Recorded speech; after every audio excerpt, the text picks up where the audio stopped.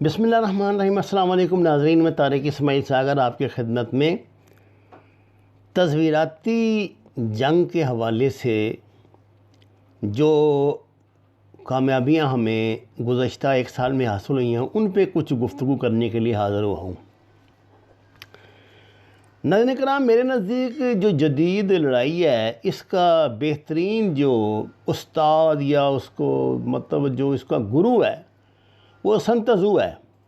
سن تزو چین کا ایک عسکری مفکر ہے۔ سن تزو کی تعلیمات جو ہیں کسی بھی فوجی، خاص طور سے وہ فوجی جس نے کمانڈ کرنی ہوتی ہے، جو کمانڈر بنتے ہیں، ان کے لیے بہت ضروری ہے۔ اور مجھے علم ہے یہ باقاعدہ دنیاوی عرصہ تک وہ پھر لکیر پیٹتا رہ جاتا ہے۔ اور ڈسیپشن تو سیدھا جو انٹیلیجنس کا بنیادی اصول ہے کہ آپ کو دائیں دکھا کے تو بائیں مارنی پڑتی ہے، بائیں دکھا کے دائیں مارنی پڑتی ہے۔ ناظرین کرام، ISI نے گزشتہ 1.5 سال میں افغانستان میں خاص طور سے دہشت گردی کے خلاف جو شاندار کامیابیاں حاصل کی ہیں ان کو نظر انداز نہیں کیا جا سکتا۔ آپ یہ دیکھیے کہ پچھلے 6-7 ماہ میں ابھی حال ہی میں تو منگل باغ تھا، اس سے پہلے شیخ خالد حقانی، قاری سیف، شہریار محسود اور احسان اللہ عرف خطاب، عزیز اللہ شامزئی اور اب منگل باغ، یہ پانچوں ان کے TTP کے متعلقہ بہت اہم کمانڈر تھے۔ لشکر اسلام تھا منگل باغ کا جو گروپ، لیکن یہ بھی TTP کا حصہ تھا۔ اور یہ جو تھا جو شہریار محسود تھا، یہ تو آپ کو پتہ ہے نا، وہ حکیم اللہ مسعود کا آگے کمانڈ، اس کی کنٹینیوٹی تھی، اور اب ان میں اتنا دم خم بھی نہیں رہا۔ اس کی وجہ کیا ہے؟ یہ ہے تھوڑا سا اسٹریٹجی میں چینج۔ ایک تو یہ دونوں باتوں پہ ایمفیسائز کیا انہوں نے۔ ایک تو سرپرائز دیا ہے، مثلاً قریب 2 سال تک یہ جو تھے TTP کے دہشت گرد تھے، وہ یہ سمجھتے رہے کہ وہ بڑی ہی محفوظ جگہ پہ، بڑے ہی ٹھیک ٹھاک ٹھکانے پہ اور بڑے محفوظ ہاتھوں میں بیٹھے ہیں۔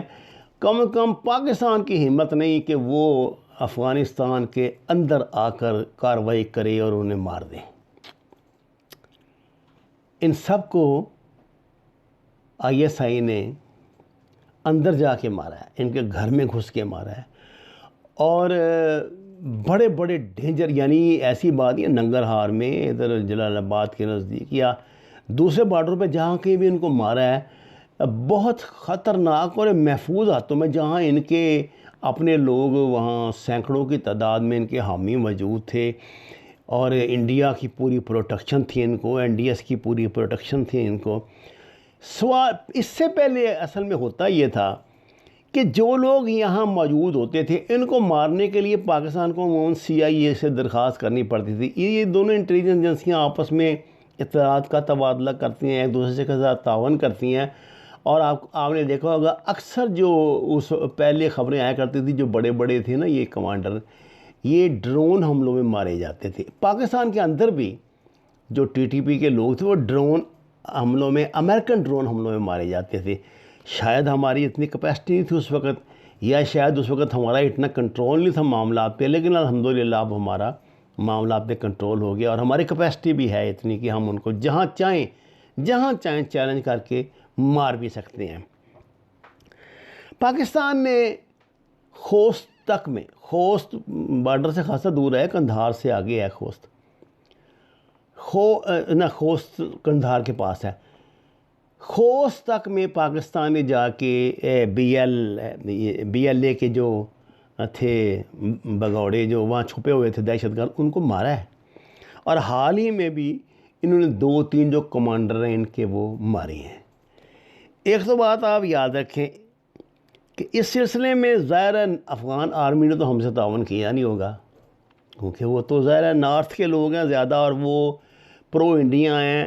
انڈیا کا کمال یہی ہے نا کہ اس نے جتنی یہاں علاقے میں ایکٹیو فورسز ہیں ان کو اپنے اس میں پھنسایا ہوا چکر میں، NDS کو بھی، افغان آرمی کو بھی۔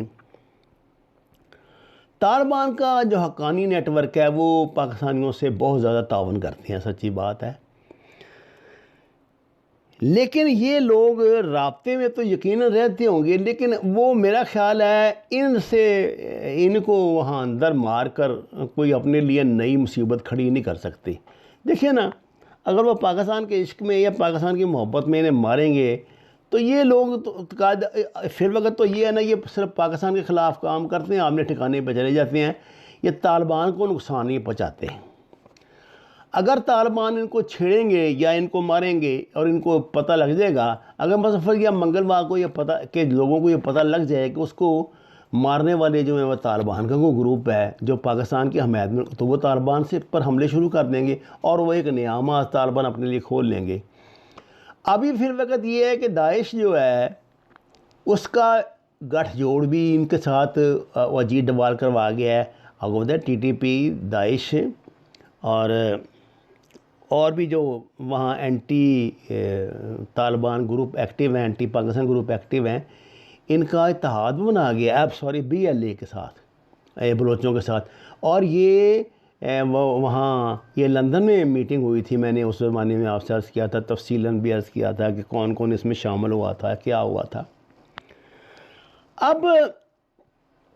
صورتحال یہ ہے کہ نئی جو امریکن حکومت آئی ہے یہ بڑی جزبز ہو رہی ہے۔ ابھی وہ کہہ تو بیٹھے ہیں کہ یہ ابھی ہم نے نہیں نکالنا امریکن فورسز کو، مکمل خالی نہیں کرنا علاقہ، لیکن جو ریاکشن آگے سے مل رہا ہے اور جس طرح طالبان کھل کر سامنے آ گئے ہیں، اس کے بعد سے تو جو ہے معاملات بڑے بگڑ گئے ہیں۔ اور طالبان کا جو حالیہ یعنی 5-6 روز پہلے تک کا جو دورہ ایران تھا، اس میں ایران نے ان کو صاف کہہ دیا کہ ہمیں بھائی آپ کی حکومت قبول نہیں ہے۔ ایرانیوں کا یہ ہے کمال کہ وہ بات کہہ دیتے ہیں ٹھوک بجا کے، چاہے